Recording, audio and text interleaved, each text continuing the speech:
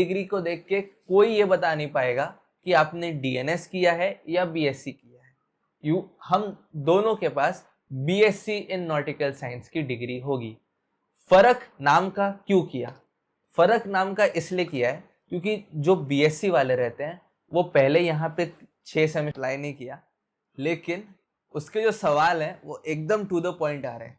तो या तो इसके सब्सक्राइबर्स बहुत स्मार्ट थे, हाँ, कि उसको एकदम एप्ट क्वेश्चंस भेजे जो कि मैं इंटरेक्ट करता हूँ बच्चों से जो मेनली डाउट्स होते हैं, या फिर ये बहुत स्मार्ट है, ये जानता है कौन से क्वेश्चंस पूछने हैं, क्योंकि ये सबसे दूसरी रेटिंग मेरे ख्याल से मुझसे आज तक जितने बच्चों ने पूछा है, मैं सबसे पहले उनकी डीपी देखता हूँ। यार ये डीपी मतलब उनका शक्ल देखता हूँ कि भाई अगर ये अच्छे घर से है, अच्छे पढ़े लिखे हैं, ठीक है, अच्छे पढ़े लिखे हैं, अगर 12वीं भी अच्छे जगह से किया है तो यार जीपी रेटिंग क्यों करना है? इन्हें बताओ कि जीपी रेटिंग होता क्या है।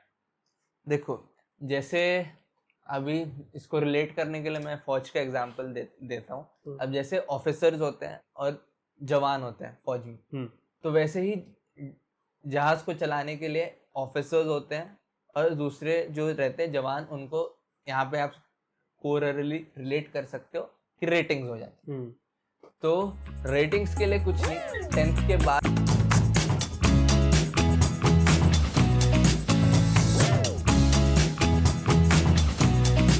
आपके हाथ में डिग्री होगी, लेकिन डीएनएस में वैसा नहीं होता है। मैं चले जाऊंगा इस कॉलेज से 2 महीने में, मेरे हाथ में बीएससी की डिग्री नहीं आएगी, मेरे हाथ में बीएससी, इनके हाथ में डॉलर आएगा।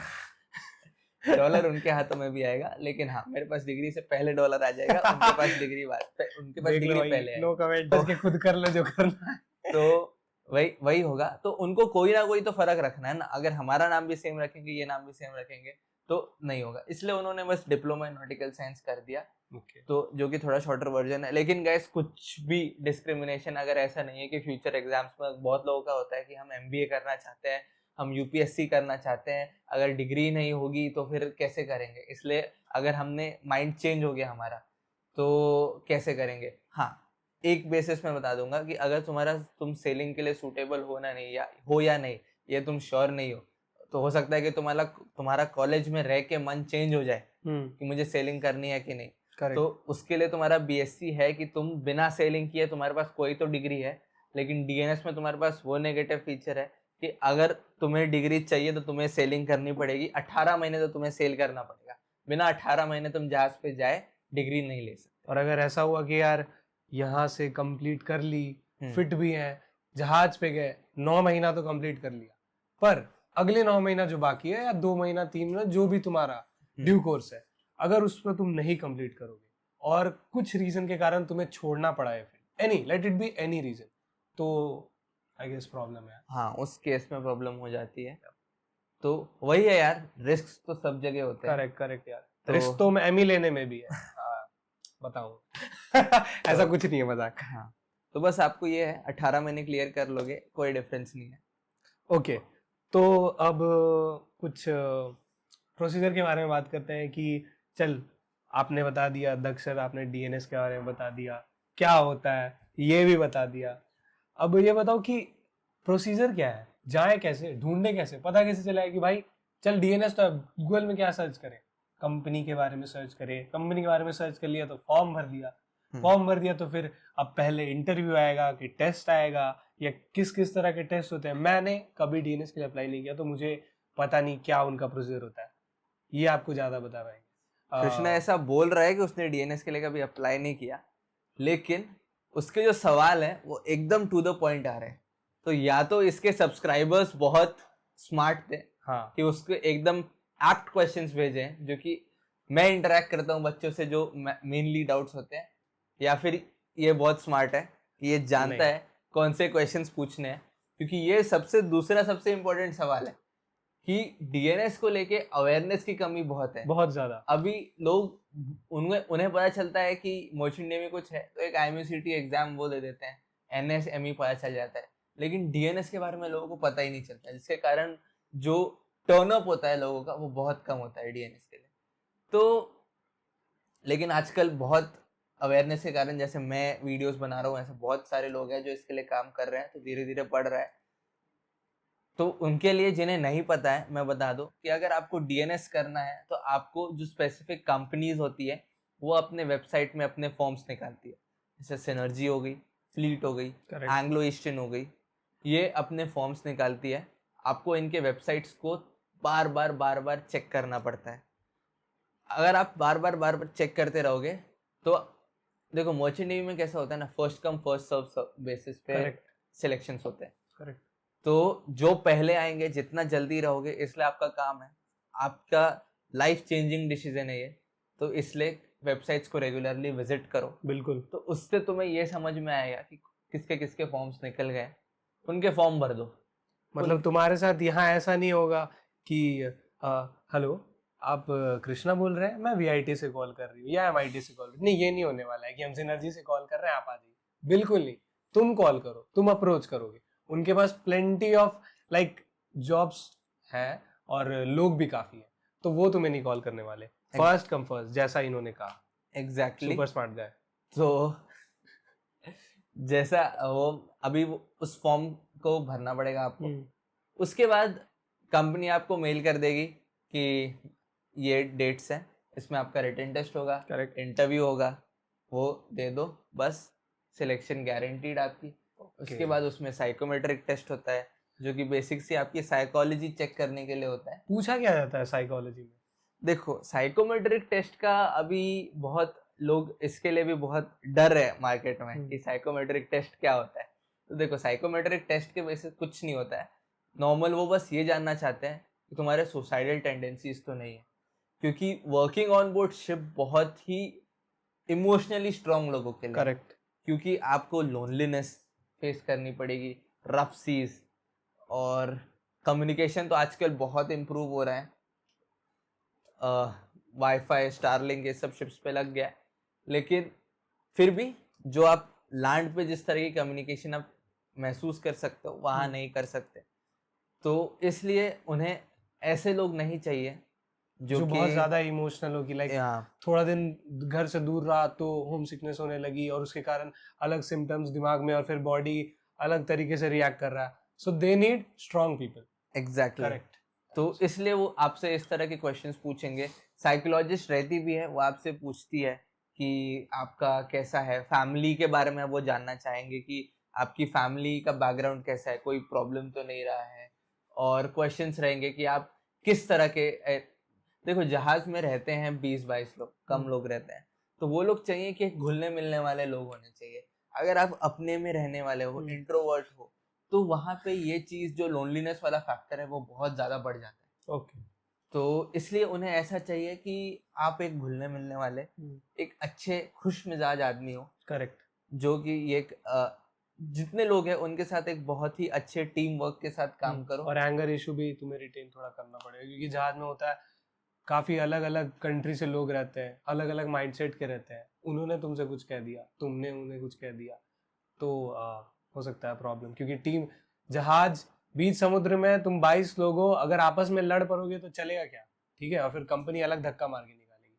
सो लाइक जैसा इन्होंने कहा, ये काफी इंपॉर्टेंट है। बिल्कुल। और एक चीज और, ये टेक्निकल क्वेश्चन क्या होता है? लाइक अगर 12वीं का बच्चा है, पता कुछ नहीं है, 2 महीने पहले किसी की वीडियो देख लिया मेरे से फालतू इंसान का, अब वो पूछ रहा है कि भाई ये होता क्या है, टेक्निकल क्वेश्चंस क्या होते हैं, तो टेक्निकल उससे क्या पूछ सकते हैं? देखो टेक्निकल क्वेश्चंस कुछ नहीं हो गया, आपका जो इंटरव्यू होता है उसमें अलग अलग कंपनी जो रहती है वो फोकस करती है, कुछ होती है नॉन टेक्निकल पे ज्यादा फोकस करती है, कुछ होती है जो टेक्निकल क्वेश्चन पे ज्यादा फोकस करती है। टेक्निकल मतलब जो आपने 11th-12th में पढ़ा है उससे थ्योरेटिकल क्वेश्चंस पूछे जाएंगे कि नहीं पूछे जाएंगे। जैसे कि मैं एंग्लो ईस्टर्न के इंटरव्यू में गया था, तो एंग्लो ईस्टर्न का बहुत ज्यादा फोकस रहता है टेक्निकल साइड, तो आपको पास्कल्स लॉ, हीजनबर्ग्स अनसर्टेनिटी प्रिंसिपल, इस तरह की चीजें पूछ सकती है। हाइट एंड डिस्टेंस के ट्रिग्नोमेट्री के क्वेश्चन सॉल्व करने दे सकती है, ट्रिग्नोमेट्रिक आइडेंटिटीज डिराइव करने दे सकती है। ये वो बता रहा हूँ जो मुझे करने बोला गया। ओके। तो याद भी नहीं है। इस तरह की चीजें जो हैं ये पूछा, तो ये हो गया टेक्निकल क्वेश्चंस। ज्यादा कुछ डरने की बात नहीं है गाइस, मैं भी बहुत पढ़ने में एवरेज था। हाँ, इसीलिए 7 कंपनी निकाला है।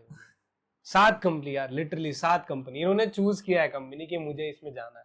ऐसा नहीं कि एक इनका निकल गया तो ऐसा ऐसा कुछ नहीं है गाइस। अगर नॉर्मल सी आपके पास बेसिक पढ़ाई कर रहे हो ना, बेसिक इंटरव्यू में आपका अच्छा है, ऑनेस्ट रहोगे, और उससे ज़्यादा मैं जिस बात पे फोकस करना चाहूँगा कि आपके साथ आसपास जो लोग हैं वो आपके साथ कितने सपोर्टिव है। and they really need to listen it from you because you are placed.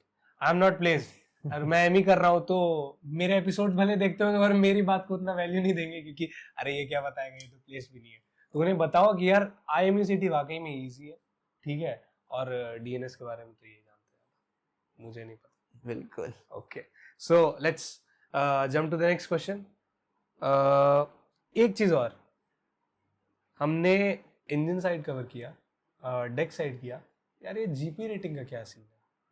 और जीपी रेटिंग मेरे ख्याल से मुझसे आज तक जितने बच्चों ने पूछा है, मैं सबसे पहले उनकी डीपी देखता हूँ। यार ये डीपी मतलब उनका शक्ल देखता हूँ कि भाई अगर ये अच्छे घर से हैं, अच्छे पढ़े लिखे हैं, ठीक है, अच्छे पढ़े लिखे हैं, अगर 12वीं भी अच्छे जगह से किया है तो यार जीपी रेटिंग क्यों करना है? इन्हें बताओ कि जीपी रेटिंग होता क्या है।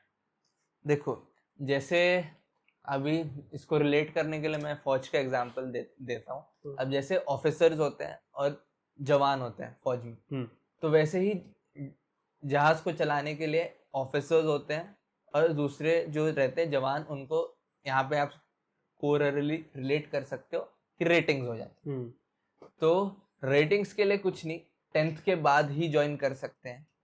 और बेसिक जो मेन काम होता है जहाज पे, जो कि लेबरर्स वर्क रहता है, रेटिंग्स को करना पड़ता है। तो मैं तो पर्सनली अपने साइड से रिकमेंड नहीं करूँगा कोई भी रेटिंग साइड में ज्वाइन करो, क्योंकि स्पेशली इंडियंस के लिए रेटिंग्स का अभी बहुत मार्केट जो है उतना फेवर नहीं करता है, क्योंकि फिलिपिनोज और अदर नेशनैलिटीज़ वाले लोग सेम रेट्स में, कम रेट्स में बेटर और एफिशिएंट काम करने के लिए रेडी है। सो रेटिंग्स के लिए मार्केट इज़ वेरी डाउन।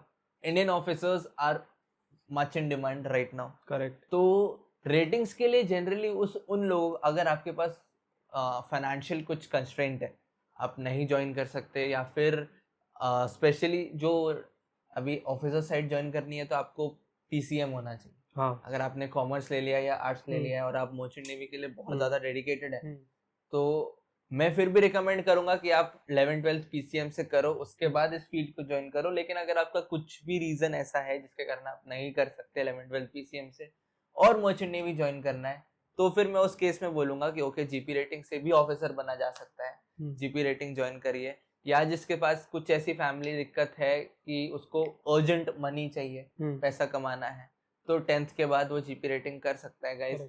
लेकिन अगर ऐसा कुछ नहीं है तो मैं पर्सनली एडवाइस कर रहा हूँ कि डेक साइड में जाइए, ऑफिसर साइड में जाइए, इंजन साइड में जाइए, ऑफिसर्स के कैटेगरी में जाइए। Ratings is not a good option. अच्छा, ऐसा कर सकते हैं क्या कि मुझे पता नहीं था मर्चेंट नेवी के बारे में, मैंने 10th के बाद कॉमर्स ले लिया, आर्ट्स ले लिया, अब मुझे करना जीपी रेटिंग है नहीं, क्योंकि मैंने ये पॉडकास्ट सुन लिया है, अब मेरे दिमाग में घूम रहा है कि ये तो काम नहीं करना, तो मैं क्या करूँ? क्या करना है अब? अब नेक्स्ट प्रोसेस क्या होगा? किसी ओपन स्कूल से दोबारा से 11th-12th करूँ, ठीक है, या क्या? हाँ, तो बेसिकली कोई ओपन बोर्ड जैसे NIOS बोर्ड होता है, वो भी बहुत आजकल कंपनीज अलाउ कर रही है, या फिर तुम एक नॉर्मल बोर्ड से भी रजिस्टर करवा सकते हो। अब जैसे तुमने कॉमर्स में ले लिया है तो 11th-12th के ही हो गया ना, तुम एक साल लेट पता चला, 2 साल लेट पता चला 12th में हो, तो वापस से किसी दूसरे स्कूल में 10th में एडमिशन ले लो और उसके थ्रू 11th-12th साइंस से कर लो। बहुत बेटर सिचुएशन में रहोगे कंपेयर टू जो तुम जीपी रेटिंग से ऊपर उठने की कोशिश करोगे। ओके, सो ये हो सकता है। करेक्ट। तो जीपी रेटिंग का ऐसा सीन है भाई, और जीपी रेटिंग का हालत इंडिया में थोड़ा सा खराब है, क्योंकि तुम्हारा जो क्या चार्ज नहीं है, ठीक है, कोई नहीं, ये कर देना। और ये वो चलेगा, रुक जा, वो चार्ज हो जाएगा, उसमें पॉइंट है, देख, टाइप सी है किसी के पास, लगा दे, पर उतना लंबा लगेगा कैसे?